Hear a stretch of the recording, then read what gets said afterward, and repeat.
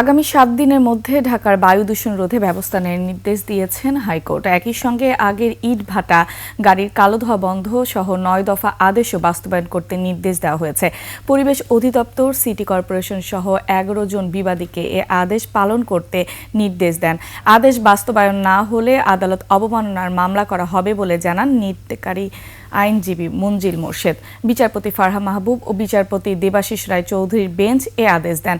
আগামী ২৬ জানুয়ারি মামলার পরবর্তী শুনানি। এর আগে রাজধানী বায়ু দূষণ রোধে হাইকোর্টের ৯টি আদেশের মধ্যে ৭টি বাস্তবায়ন করেনি নির্দেশিত কর্তৃপক্ষ।